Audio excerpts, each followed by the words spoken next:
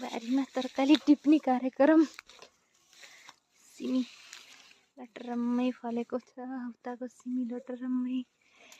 मकै, तोरी, मुला, आलु, बकुल्ला, साग।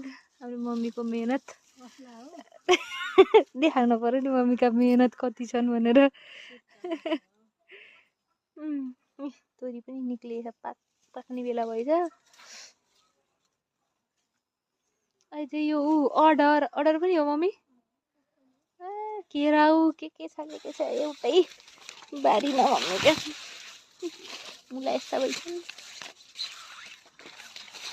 आलु त देख्दैन, बोटो एक दुईटा मात्र देख्छ यो।